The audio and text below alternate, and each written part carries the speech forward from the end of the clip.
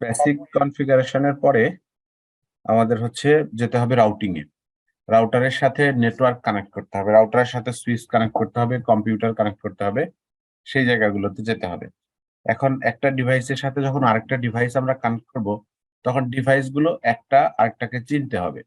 যেমন আমরা একটা সুইচের সাথে কিছু কম্পিউটার কানেক্ট করে দিতে পারি, তাহলে এই সুইচ এই কম্পিউটার গুলোকে চিনতে হবে। তারপরে এই সুইচের সাথে আমরা একটা রাউটার কানেক্ট করে দিতে পারি, এই রাউটার এই সুইচটাকে চিনতে হবে, রাউটার এই কম্পিউটার গুলোকে চিনতে হবে।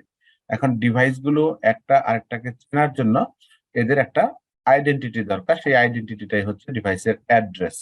অ্যাড্রেসটাই এখন আমাদের পড়তে হবে, ডিভাইসগুলোর আইডেন্টিটি। এই কম্পিউটারের একটা আইডেন্টিটি থাকবে, এই সুইচের এই পোর্টের একটা আইডেন্টিটি, এই পোর্টের একটা, এই পোর্টের একটা, রাউটারের এই পোর্টের একটা, এরকম সব ডিভাইসের আইডেন্টিটি থাকতে হবে। সেই আইডেন্টিটিকে বলা হয় ডিভাইসের অ্যাড্রেস। আমরা নেটওয়ার্কিং এ যে ডিভাইসগুলো ইউজ করি, এই ডিভাইসগুলোর দুইটা মাত্র অ্যাড্রেস আছে, একটা হচ্ছে ম্যাক অ্যাড্রেস আর একটা হচ্ছে আইপি অ্যাড্রেস। ম্যাক অ্যাড্রেস এবং আইপি অ্যাড্রেস এই দুইটা অ্যাড্রেস আছে।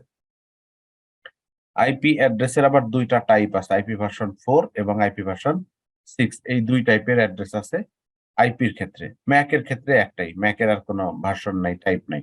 আইপি অ্যাড্রেসের দুইটা ভার্সন আমাদের পড়তে হবে। এই অ্যাড্রেস গুলো ছাড়া নেটওয়ার্কিং ডিভাইসের আর কোনো অ্যাড্রেস নাই। এই ডিভাইস গুলো ছাড়াও আরো, মানে এই অ্যাড্রেস গুলো ছাড়া আরো কিছু অ্যাড্রেস আমরা ইউজ করি।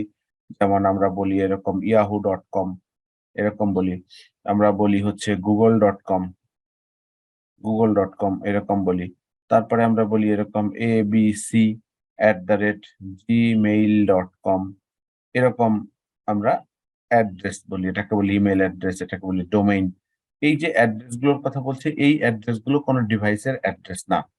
এই অ্যাড্রেস গুলো কোনো ডিভাইসের অ্যাড্রেস না, মূলত একটা আইপি অ্যাড্রেসকেই এরকম নাম দেয়া হয়, তখন এটাকে আমরা বলি ডোমেইন নেম। একটা আইপি অ্যাড্রেসকে নাম দেয়া হয়। yahoo.com এটা একটা হচ্ছে সার্ভারের আইপি অ্যাড্রেস, আইপি অ্যাড্রেসের নাম দেওয়া হয়েছে yahoo.com। আরেকটা আইপির নাম দেওয়া হয়েছে google.com। আইপি অ্যাড্রেস মনে রাখাটা একটু ডিফিকাল্ট, এই জন্য সহজে যাতে মনে রাখতে পারি তার জন্য আমরা আইপি অ্যাড্রেসকে এরকম বিভিন্ন নাম দিই।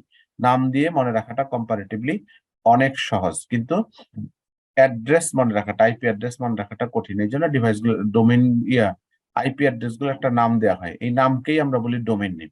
এগুলো আসলে কোনো ডিভাইসের অ্যাড্রেস না। এই ধরনের নাম দিয়ে ডিভাইস গুলো কেউ কাউকে চেনে না। এই নামগুলো হিউম্যান রিডেবল, আমাদের বোঝার জন্য। ডিভাইস এই নামের সাথে কোনো ধরনের কমিউনিকেশন করে না। ডিভাইস এই নামের যে আইপি অ্যাড্রেস আছে সেই আইপির সাথে কমিউনিকেট করে। আমাদের ডিভাইস গুলোতে দুইটাই অ্যাড্রেস, আইপি অ্যাড্রেস এবং ম্যাক অ্যাড্রেস, এই দুইটা অ্যাড্রেস নিয়ে আমাদের পড়তে হবে। আমরা আজকের ক্লাসে ম্যাক অ্যাড্রেস এবং IPv4 অ্যাড্রেস এই দুটা জিনিস পড়বো। IPv6 অ্যাড্রেসের জন্য আমাদের আলাদা একটা ক্লাস থাকবে। অন্য একদিন একটা ক্লাসে আমরা আইপি ভার্সন 6 নিয়ে পড়াশোনা করব।